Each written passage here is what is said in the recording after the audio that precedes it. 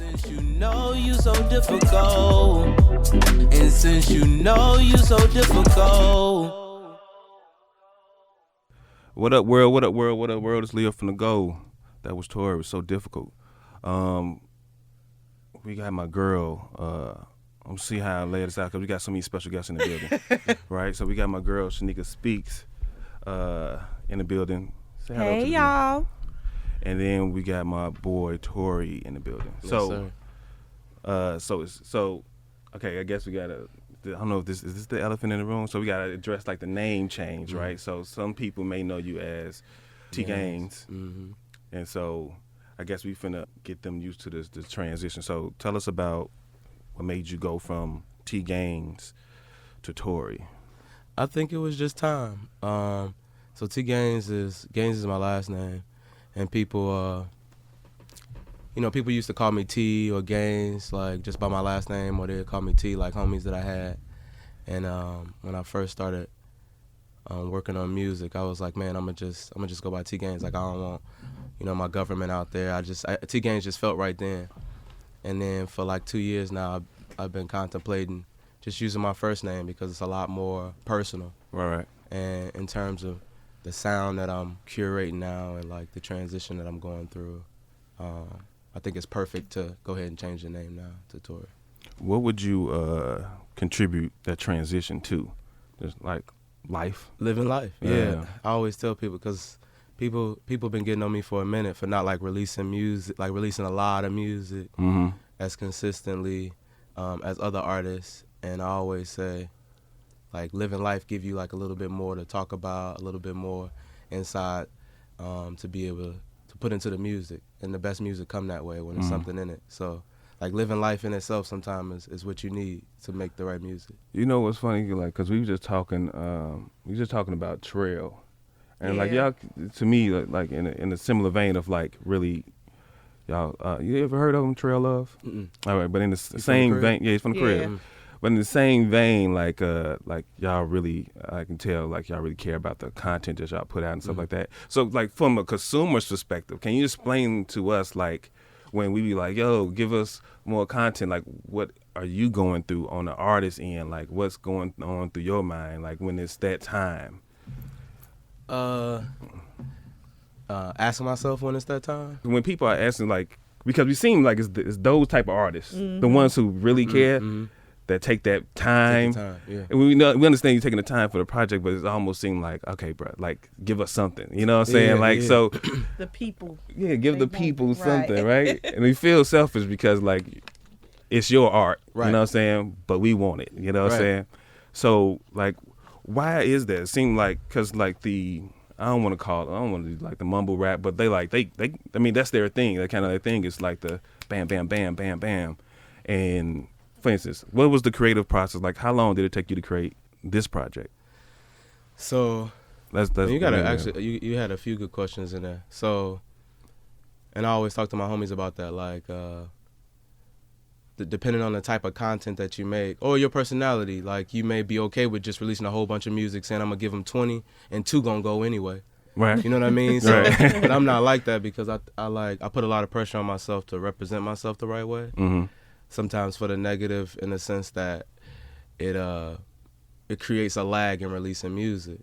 So when I hear a song, I'm making something 3 days later that's better, and I get in this stage where it's like I'm trying to outdo myself, and really I need to let the people hear me grow. So, so who tells you to cut it? Who tells you to cut it? Like who? My guys. Yeah. So if I say who ear do you trust to be like, yo, it's good. It's time to release it. Clay. I be asking him like, what's your order? What should I put on it? So Clay, a DJ who produced most of my joints. Ron, the homies, Raph, the people that I got around me, I trust them to kind of to help me get stuff out and make sure, and with quality control too, make sure it's the right stuff. I was just gonna say no yes men. Right. Because if you got that, you just be putting out anything. Right. But is it hard to give up that responsibility, like let somebody else kind of like hear it and judge it and critique it? Is that like a difficult process? That's one of my biggest problems is, because as an artist, you want you want the most people to be affected by the message that you put in your music as possible. So you want people to like it so they can continue to listen, spread it, so that you can fulfill your purpose. And if they're not liking it, you're not able to fulfill your purpose. So I'm concerned, to a certain degree, you're concerned with people liking it. Right. So like I get in a position where I'm like trying to make sure I'm putting out the best product that represent me at the time. And sometimes time just be ticking where I'm outdoing myself and I need to just like give them, you know what I'm saying? And that's kind of what happened with this, ironically. I got another project that I was working on, a full-length project. I got 13 joints on it now. Y'all hear that, right? So yeah, I got 13. So it means he's still working. Hold on, is it in the books, or are you still cooking? You still cooking? I'm always cooking to the last minute. To the last. I was saying minute. you're still cooking. It's still Don't cooking, lie to but, me. like, it's in order, everything to that degree, which is saying a lot for me. Okay. And I wanted to just put that out, but I was talking with the guys, and they were, and we just came to a conclusion that the best decision is to kind of give people like a sample of what's to come, and kind of get the pot hot first before I put this album out, because it's pretty conceptual.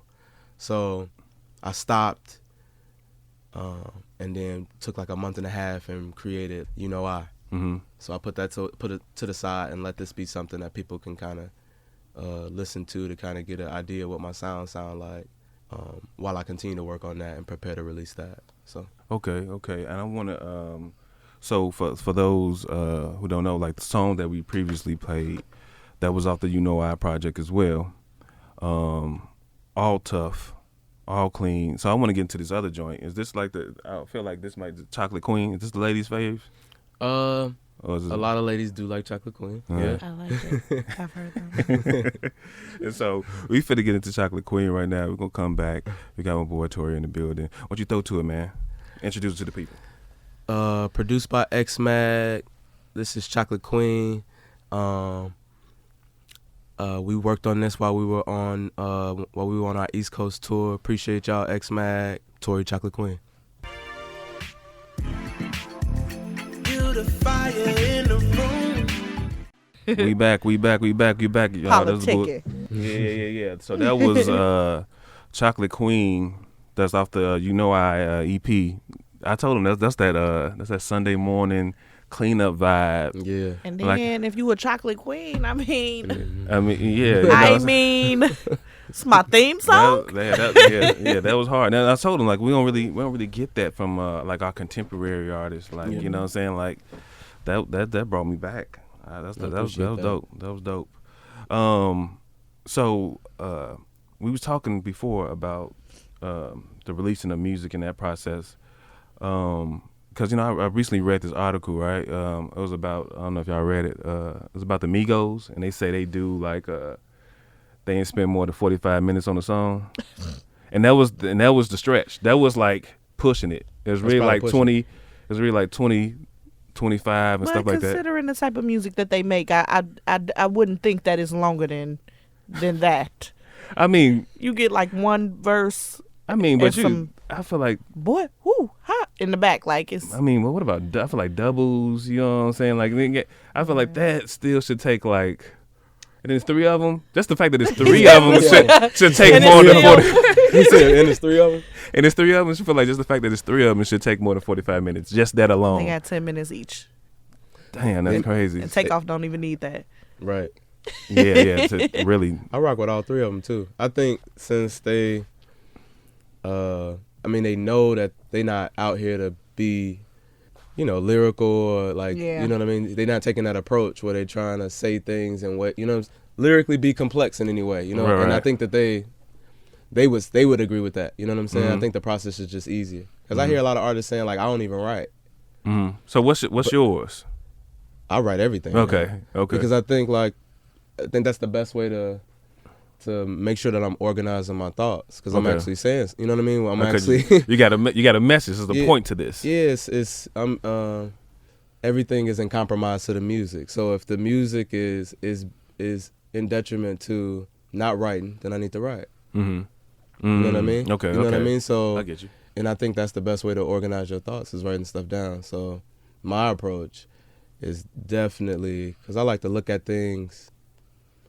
I think it would be very difficult to do certain things if you had to just memorize it. Like, why wouldn't you write it down? Right. No, I know. I can no.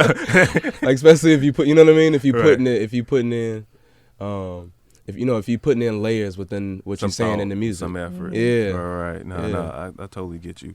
I totally get. So how do you then kind of like deal with the swift consumption of music now, being that you put so much time and effort into your project, from like as I said, like even in the sound, it sounds really polished for an artist who's what I'm saying, not quote unquote in the mainstream. You know what I'm saying? So how do you deal with that? Like to know like when we before we started the interview, I'm like, so like what's coming up next? And it's like you just dropped something. Right. It's like, but that's the consumption rate. You know what I'm saying? Right. So how do you kind of balance that? Well, I need to adapt. Mm. So I need to put myself in a position where I'm, I still keep the quality control, make sure that I'm making sure I'm trimming the fat on the music and giving people the best music, but also, just making sure I'm giving them enough too. Mm. You know what I'm saying, throughout the year and spacing stuff out the right way. And I think that's probably one of my weaknesses in the past, just not adapting to how fast things are going right now in terms of putting out music. Mm-hmm. So I just got to find a middle ground between the quality and the quantity. Right. Makes sense. That makes sense. I do like being patient, but I guess I don't have the luxury yet. Yeah. It's something like you gotta kind of earn the luxury. That's why Yeah. Cole can just like Come back once a year. Once a year, like I think I'm gonna drop now, y'all. Go ahead and put out this cover art real quick, yeah. And then everybody's in a stir. Yeah. So we talked earlier about the name change, and it's also like a change in content. So like for the people who was a fan of like Better Than Hove, Mm-hmm. what do they have coming up? Like, is there still elements of that there? Because Yeah. that one was like that one was straight punch. You know what I'm Yeah. saying? Like it was really like near home a point. Right. And like the joint we just More played, traditional hip hop. Right. Yep. No, you're right. the joint we just did was more melodic, more feel, more vibey. So are we gonna merge those, or is that guy dead and gone? He don't got no answer for that. I He think like- that. No, he's not. He's a thoughtful dude. I can tell. Yeah. How transparent I am with myself, with people through the music is probably more connected to the name change than the type of music. So you still gonna get that type of music. Okay. I think that the name change would be more like a relationship to have with how open and blunt, transparent, vulnerable, just, you know what I mean? Mm-hmm. I am, the music is now. But you still, I'm thinking of multiple songs now on the full length project where it's gonna remind you of Better Than Whole. Mm-hmm. Okay. And what list was it? Cause what'd you say? Shout out to Andrew for leaving me off the list. Wasn't that a bar in there? Yeah. What list was that? When was this? Because I was just trying to figure out the list. This was a few years ago.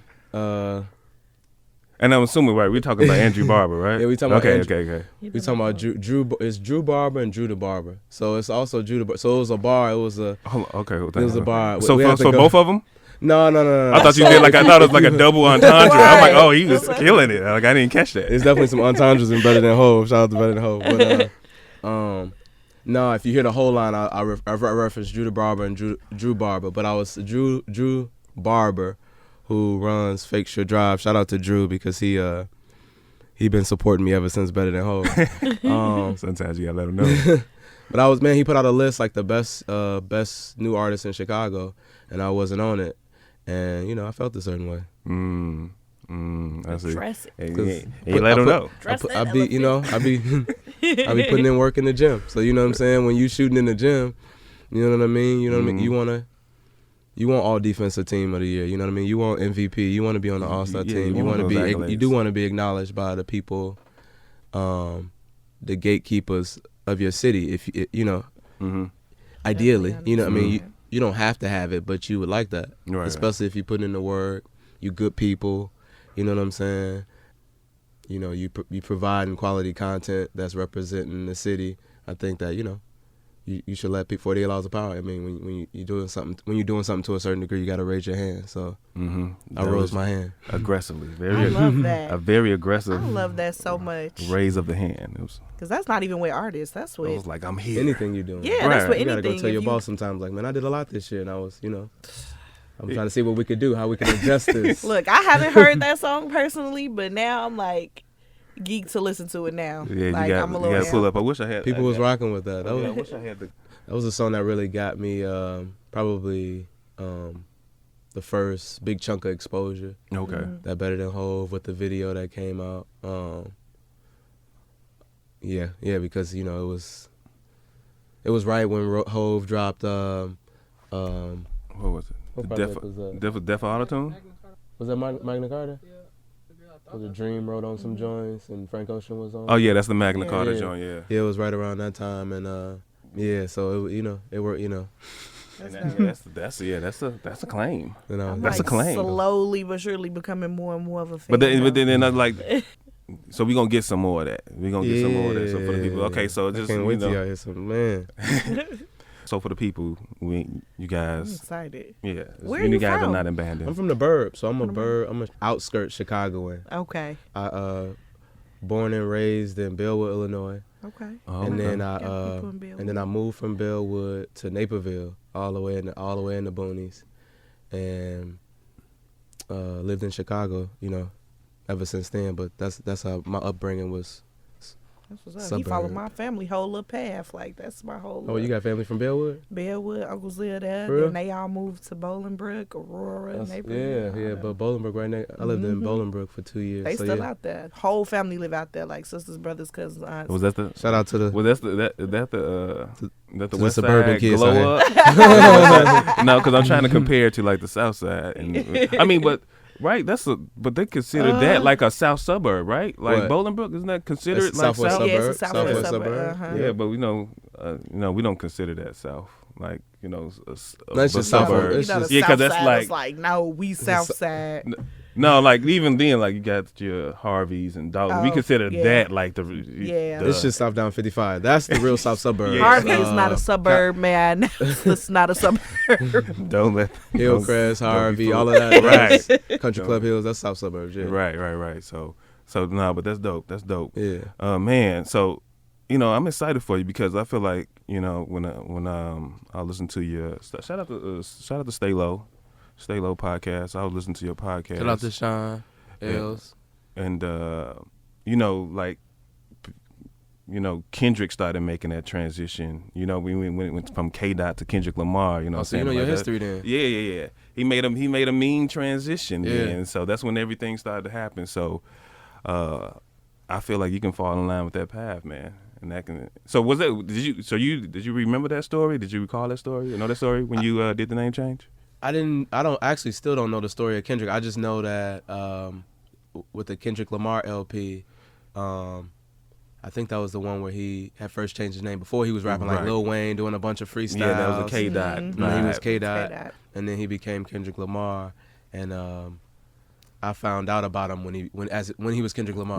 Right. Probably like Michael Jordan or whatever Right, around right. that phase is Michael when I found out Jordan, about the him. overly dedicated phase. Yeah. So around that area, but yeah, I get it. You know what I'm saying? I didn't think about it till now, but I get it, and I get why he wanted.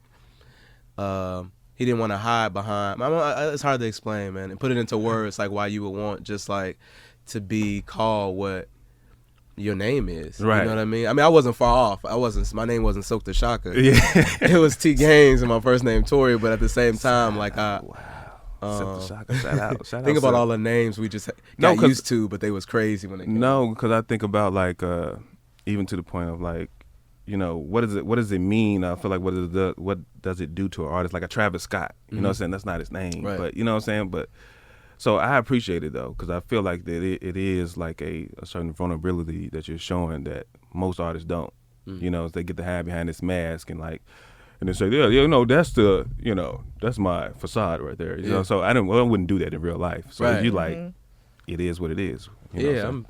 I'm me. Like I want you to call me my name. Mhm. You know what I mean? Like, and I started feeling like, just for my transition from the Groove God to this, Better Than Hov was on the Groove God. You know, just the approach of just the Groove God kind of being something that's like, it's got like a feeling of kind of being, you know, over the people as opposed to amongst the people. See, I'm really vulnerable on this new project that I'm gonna let y'all hear. Hopefully y'all can come by the studio before I release it this summer, and I can play it and y'all can tell me what y'all think. I'll be there. Yeah, I want to have Let me know. a lot of the people that's like in Chicago help push in Chicago, because sometimes Chicago had trouble with that concept. Yep. So like, man, when we can get, Say the least. yeah, when we can come together and help each other's cause and create some good energy in Chicago, I want to do that. So it'd be nice if y'all could come by and listen to the album and stuff early with some other people. That'd be nice. But point being, like, when y'all hear it, you'll know what I mean by this transition that I'm making in terms of just wanting to be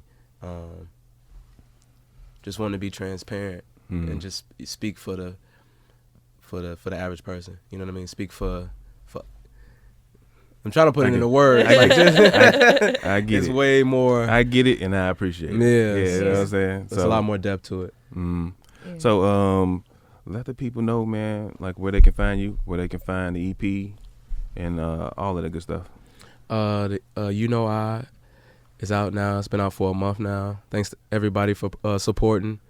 You can find it on all streaming networks: iTunes, Spotify, Amazon, Tidal, SoundCloud. I'll be, shifting all my social media over to TOREY, so soon the website and so on and so forth. But yeah, that's where you can find You Know I. Appreciate y'all. All right, man. But again, love, man. Appreciate you coming by, man. Appreciate y'all, man. All right, let's get into it. I left my old, but I made